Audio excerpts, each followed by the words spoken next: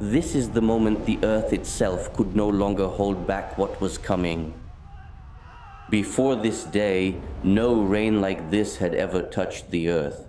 What would you do if the ground beneath your feet began to break apart? Long before the pyramids, before the flood that would reshape the world, a righteous man named Nuh lived among a people who had forgotten their creator.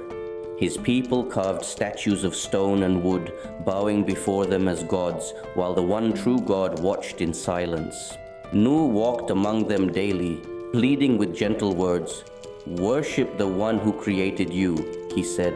"Turn away from these lifeless stones." But the people only laughed. "You are nothing but a man like us," they sneered. "Why should we follow you?" For 950 years, Nuh called his people to faith. Generation after generation, most refused to listen. Even his own wife and one of his sons, a proud young man named Kenan, turned their hearts away from him. One night, Allah spoke to Nuh in revelation. "Build an ark," he commanded, "for the punishment is coming, and none will be spared but the believers." Nuh began building far from any sea, cutting timber and shaping massive wooden planks under the desert sun.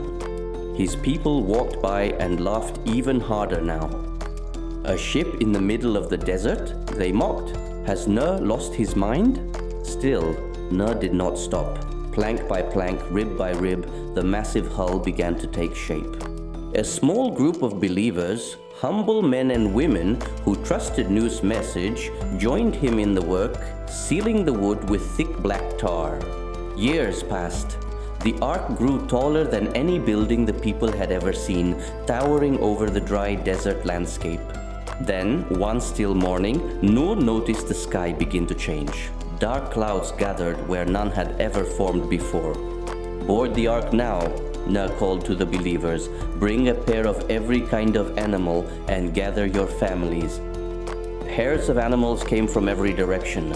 Lions, sheep, birds, elephants, walking calmly up the wooden ramp into the ark. Nuh turned one last time toward his son Kenan, standing distant and unmoved among the crowd. "Come aboard with us, my son," he pleaded. "I will climb a mountain," Kenan replied stubbornly. "It will protect me from any flood." He refused to believe. The first drops of rain began to fall, a rain unlike any the earth had known, as if the sky itself had broken open.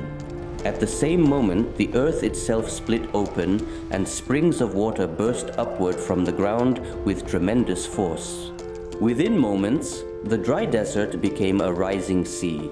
The people who had mocked Nuh now ran in terror, but the water rose faster than their feet could carry them.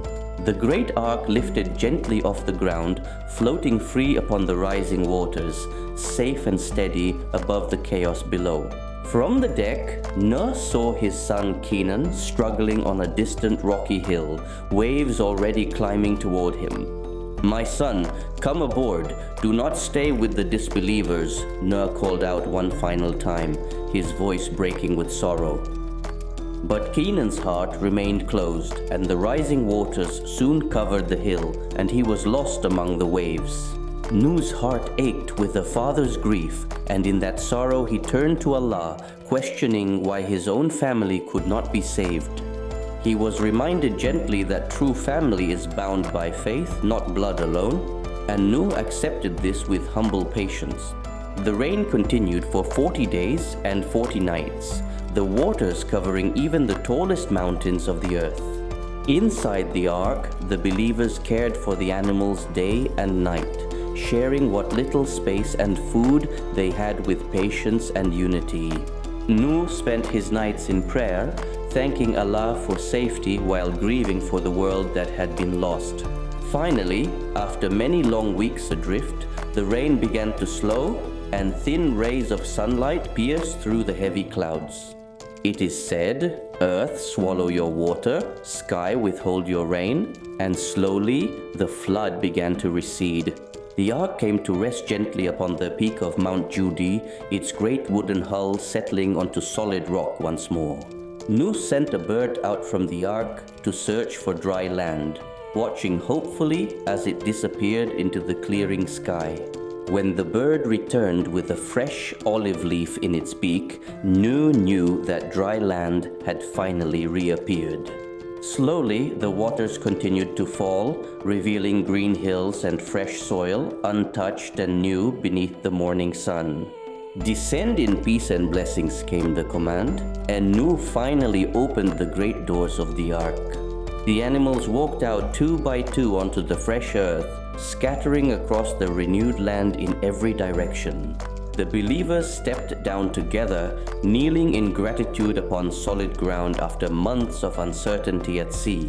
Noah knelt last of all, his weathered hands pressed into the new soil, tears of relief and gratitude falling freely. A new world began that day, born from patience, faith, and a single ark that had carried humanity's future through the storm. This has been the true story of Nu, a man who endured centuries of rejection, yet never stopped calling his people toward truth. 43 centuries later, patience in the face of rejection is still one of the hardest tests a person can face, but it is never without purpose. Nu kept building, even when no one believed him. Have you ever kept faith in something even when everyone around you doubted you? Tell us in the comments. If this story moved you, subscribe and turn on the bell. Join us next time for another true sacred story.